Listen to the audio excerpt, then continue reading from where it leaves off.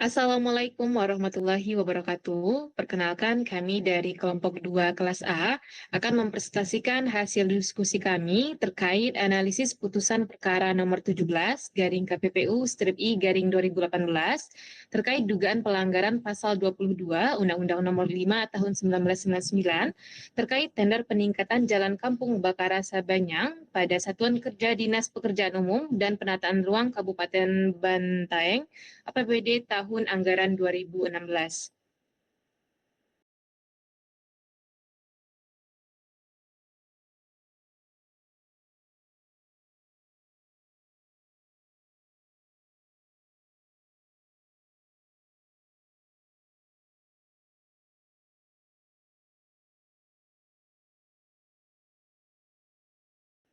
Adapun anggota kelompok kami, yang pertama Nisa Tiur Nauli Marbun, Bella Dwiana, Nabila Azahra, Diana Rosetembuna, dan saya Maya Aprilia.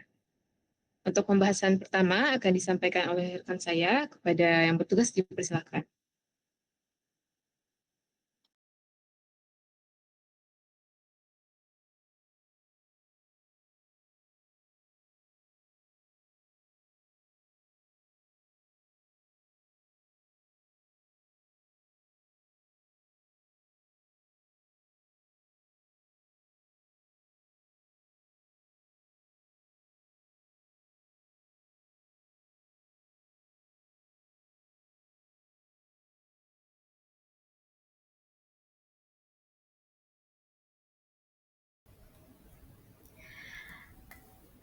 Baik, perkenalkan nama saya Bella Dwiana dengan NPM 22120111740 akan membacakan kronologi dugaan pelanggaran dalam putusan nomor 17 garing KPPU strip I garing 2018.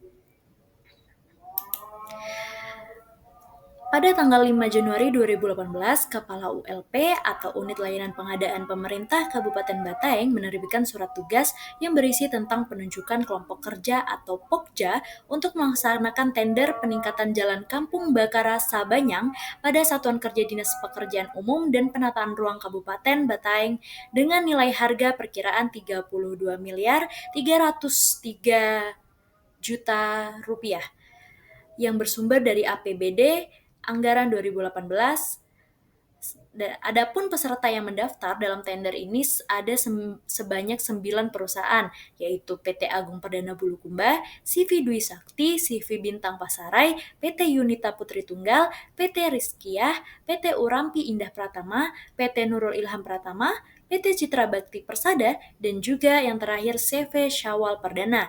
Dari 9 perusahaan yang telah didaftarkan, hanya 3 perusahaan yang memasukkan atau mengupload dokumen penawaran, yaitu PT Agung Perdana Bulukumba, PT Nurul Ilham Pratama, dan juga PT Yunita Putri Tunggal.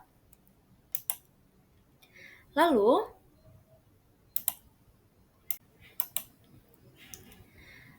dalam tahap evaluasi administrasi terhadap 3 peserta tersebut, Pokja menggugurkan 2 peserta, yakni PT Nurul Ilham Pratama dan PT Yunita Putri Tunggal, karena dokumen penawarannya tidak lengkap, yaitu tidak ada daftar personil dan juga peralatan utama. Selanjutnya, tahap evaluasi teknis, Pokja menilai 1 peserta yang lolos administrasi, yaitu PT Agung Perdana Bulukumba, yang juga sebagai peserta lulus evaluasi tahap evaluasi teknis. Selanjutnya, pada tahap evaluasi biaya, Pokja mengevaluasi harga penawaran dari 1 peserta yang lolos, yaitu PT Agung Perdana Bulukumba. Nah, setelah itu pada tahap evaluasi kualifikasi dan evaluasi akhir, PT Agung Perdana Bulukumba dinyatakan lulus. Sehingga Pokja atau kelompok kerja melakukan pengumuman pemenang tender, yaitu dimenangkan oleh PT Agung Perdana Bulukumba. Melakukan tahap-tahap evaluasi, tidak ada peserta tender yang melakukan sanggahan terhadap PT Agung Perdana Bulukumba. Nah, setelah itu, fakta-faktanya terdapat kesamaan dokumen penawaran dalam proses pengadaan tanah pada 3 Peserta sebelumnya yakni PT Agung Perdana Bulukumba, PT Nurul Ilham Pratama, dan PT Yunita Putri Tunggal. Nah, adapun kesamaan tersebut yaitu terdapat format penulisan dan penggunaan tanda baca pada surat penawaran yang terdapat di dalam dokumen penawaran. Yang kedua, terdapat kesamaan isi dan kesalahan penulisan pada dokumen RK3K. Yang ketiga, ada kesamaan isi dan kesalahan penulisan dalam dokumen tentang struktur organisasi milik PT Agung Perdana Bulukumba dengan dokumen tentang tugas tanggung jawab personal inti milik PT Nurul Ilham Pratama dan juga PT Yunita Putri Tunggal. Yang keempat, terdapat kesamaan author pada file metadata yang berbentuk PDF pada dokumen penawaran. Yang terakhir yaitu terdapat kesamaan IP address yaitu digunakan untuk mengakses LPSE Kabupaten Bantaeng untuk mengikuti tender ini.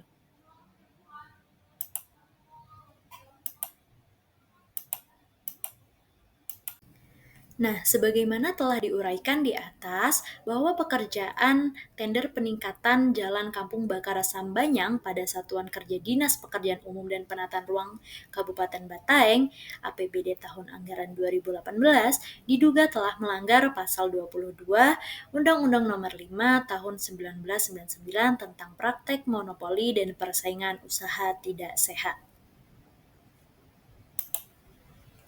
Baik, perkenalkan nama saya Diana Rostambunan dengan NPM 22120111683. Di sini saya akan menjawab soal yang kedua dengan soal siapakah terlapor dan apa alasannya dijadikan sebagai terlapor. Para terlapor dalam perkara ini adalah 3 perusahaan peserta tender. Yang pertama PT Agung Perdana Bulukumba sebagai terlapor 1, yang kedua ada PT Nurul Ilham Pratama sebagai terlapor 2, dan yang ketiga ada PT Yunita Putri Tunggal sebagai terlapor 3. Adapun yang menjadi alasan ketiganya dijadikan sebagai terlapor, yang pertama terlapor 1 PT Agung Perdana Bulukumba sebagai pemenang tender dalam hal ini diduga sebagai pihak yang diuntungkan yang mengatur pemenangan tender dengan mengajak terlapor 1, terlapor 2, dan terlapor 3 untuk bersekongkol. Yang kedua ada terlapor 2 yaitu PT Nurul Ilham Pratama dalam hal ini sebagai peserta tender, di mana terlapor 2 ini diduga bekerja sama dengan terlapor 1 dan dalam mengatur tender, di mana terlapor 2 sengaja membuat dokumen penawaran tidak lengkap agar gugur dan mendapatkan imbalan berupa dukungan, peralatan, atau subkontrak. Yang ketiga ada terlapor 3 yaitu PT Yunita Putri Tunggal, diduga bekerja sama dengan terlapor 1 dalam mengatur tender, di mana terlapor 3 sengaja membuat dokumen penawaran tidak lengkap agar gugur untuk menghindari negosiasi harga bagi terlapor 1 dan mendapat imbalan berupa dukungan peralatan subkontrak. Ketiga perusahaan ini dijadikan sebagai terlapor karena mereka adalah pelaku usaha yang diduga melakukan persekongkolan tender secara horizontal atau kerjasama antar pesaing untuk mengatur pemenang tender yang dibuktikan dengan adanya kesamaan dokumen penawaran yang disusun oleh orang dan perangkat yang sama. Hal ini menciptakan persaingan semu. Tujuan utamanya adalah untuk memastikan tender dimenangkan oleh terlapor 1 tanpa melalui proses negosiasi harga atau tawar-menawar yang ketat dengan panitia, sehingga dapat mengakibatkan penurunan harga yang besar. Yang ketiga adalah penjelasan pembuktian unsur pelanggaran pasal 22 Undang-Undang Nomor 5 Tahun 99. Yang pertama itu adanya unsur terpenuhi yaitu pelaku usaha.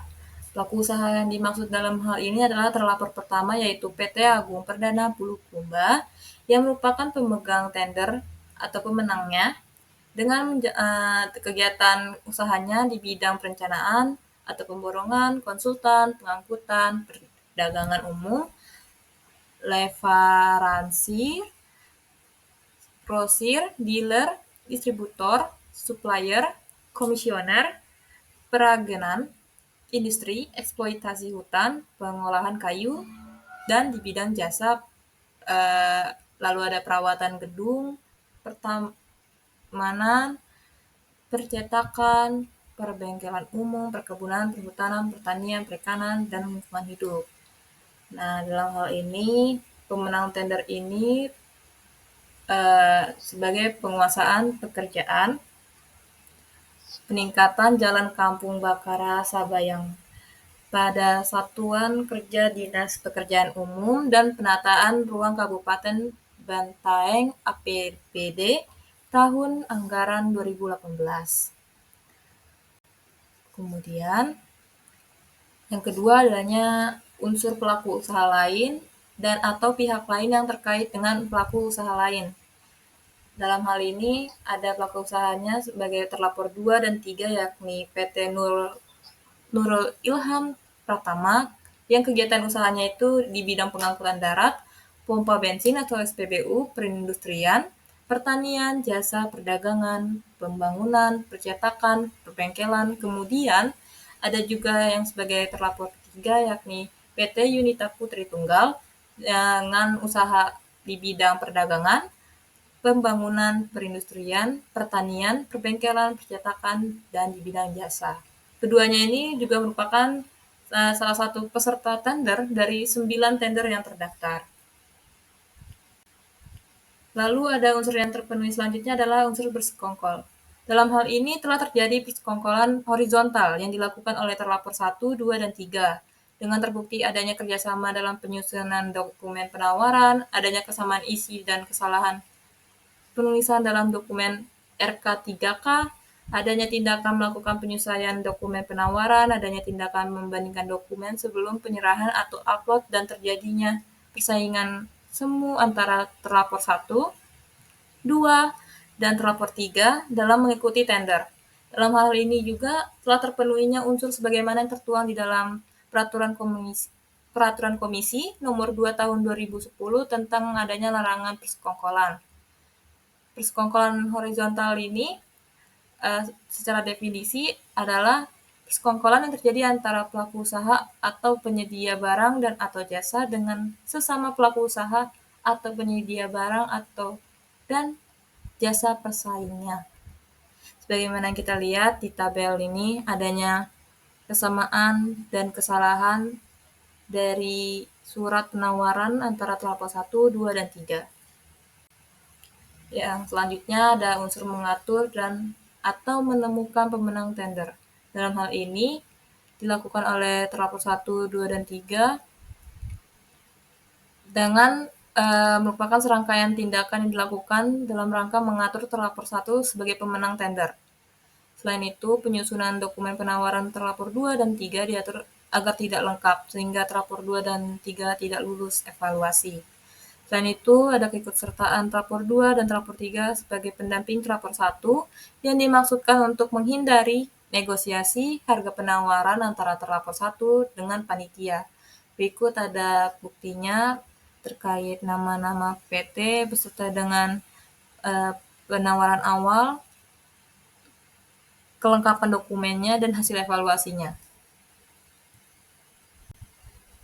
Yang selanjutnya adalah unsur dapat mengakibatkan terjadinya usaha tidak sehat. Ini adalah unsur yang terakhir yang terpenuhi oleh PT-PT yang dilakukan sebagaimana yang saya sebutkan tadi antara PT Bulukumba, Agung Perdana Bulukumba, Nurul Ilham Pratama, dan PT Yunita Putri Tunggal, yakni melakukan persekongkolan horizontal dengan tindakan yang tidak jujur atau melawan perbuatan hukum atau menghambat persaingan usaha yang mengakibatkan adanya persaingan usaha tidak sehat. Lingkup pasar bersangkutan dan bentuk persekongkolan tender. Lingkup pasar bersangkutan dalam kasus ini merujuk pada objek tender yang menjadi fokus persaingan, yaitu pekerjaan peningkatan jalan Kampung Bakara hingga Sabanyang pada Satuan Kerja Dinas Pekerja Umum dan Penataan Ruang Kabupaten Bantaeng yang didanai melalui APBD tahun anggaran 2018.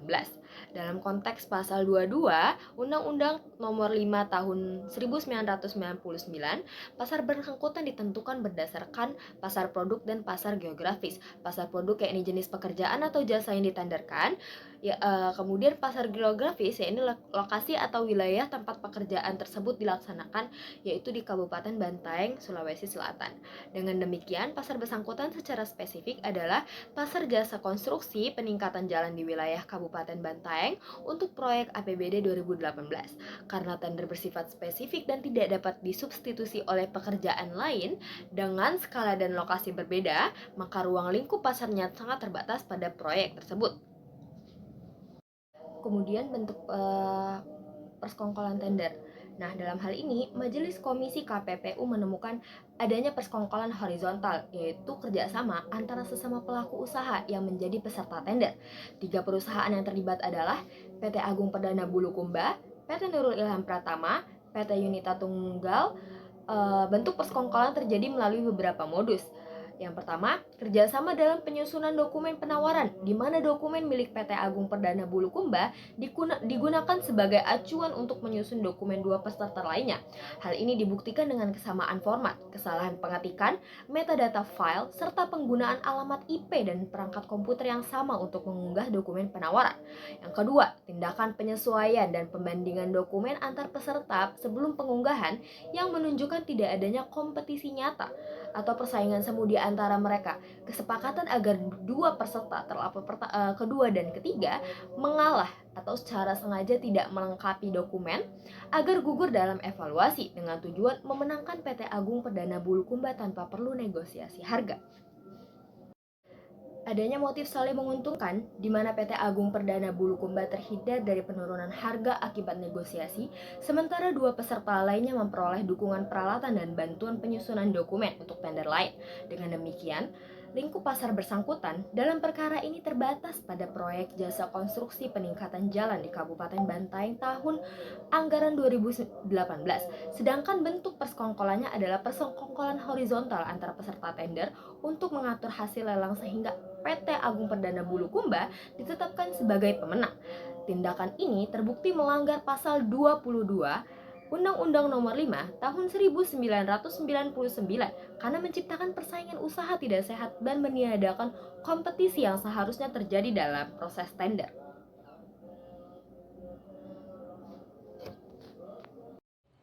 Baik, perkenalkan nama saya Maya Aprilia dengan NPM 2212011693 akan melanjutkan pembahasan selanjutnya terkait sanksi pelanggaran dan mengapa dijatuhkan sanksi tersebut.